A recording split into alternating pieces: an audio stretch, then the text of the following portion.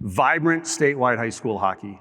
Minnesota is the only state in the country that has vibrant, small town, non-metro hockey. If you look at the rest of the country, if you look at the areas where hockey's growing, and that's cool, it is growing, Texas, California, Florida, it's growing 100% in the large metro areas.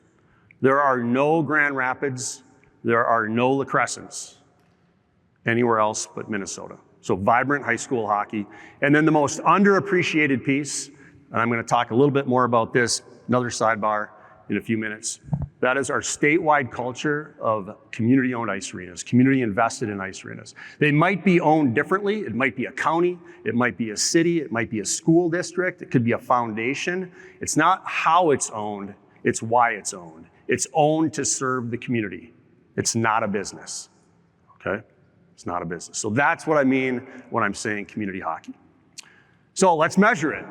Let's measure it. Over time here, I've come up with these 5 measurements. If anybody has ideas for a 6th, that's how I got to here, was other people saying, like, you should look into this, okay? So if anybody has any ideas for other measurements, please let me know at the conclusion of this. But the 5 measurements that I have on how you can evaluate community hockey, or really how you can evaluate any youth hockey, youth basketball, youth soccer, whatever you want it to be, is how many kids play it, how many reach a high potential, meaning their personal full potential, could be pro, could be college, could be high school, maybe none of that, okay? But the quantity of players, the quality of players. What does it cost mom and dad for the kid to play, measured in dollars? And then what does it cost mom and dad and the whole family for the kid to play, measured in time away from home, time away from school, impact on other kids in the family? What does the kid have to give up? Because it's required that you play 13 months of the year. So other costs outside of financial costs. And then number 5, maybe the most important, maybe tied with number 1 for most important, hard to measure, but how meaningful is it? How culturally important is it? All right, so let's measure community hockey in Minnesota. We have more people that play hockey than anywhere else in the United States. Okay. Those 3 states, a lot more people than Minnesota. Minnesota, a lot more hockey players. Those are states 2, 3, and 4. Let's look at the base, the kids. We all know, if you're not playing hockey by age 9, it's pretty difficult to convince mom or dad to sign a 9 or 10-year-old up and throw them out there with kids playing hockey. So this is a real measurement. How many kids you have under the age of 8 playing hockey? This dictates your future. 8U girls.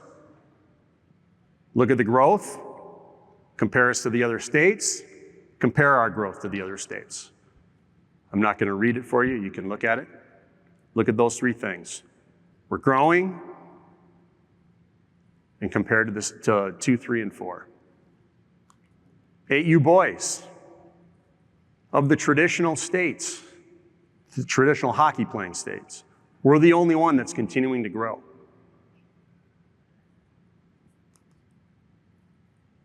I love this type of stuff. Per capita. We have the most, not because we have the most hockey players, because we get the most out of our hockey players. Less than 2% of kids in the United States are American. Less than 2%. We're a small state, we always have been. 13% of all 8 and under boys playing hockey in the country are Minnesotan. 20%, 1 out of 5, of all girls 8 and under playing hockey in the United States are Minnesotan, okay? So quantity, we're crushing it. We're crushing it now, and it's gonna be even better 5 years down the road and even better 10 years down the road based on those 8U numbers. How about quality of players? How many make it to the pros? How many make it to college? Pretty hard to argue with this. Minnesota has more, maybe actually I'm gonna do my math here, so give me a second. Minnesota has the same amount as states 2, 3, and 4 added up. Women playing Division I hockey. Almost every one of those young women played high school hockey. 61 schools last year, 61 schools had at least one alum playing Division I hockey. That's out of 111, I believe. 111 girls' high school hockey programs in Minnesota. 61 had an alum playing Division I hockey last year. Same story for guys. Minnesota last year had more guys playing Division I hockey than any state ever has.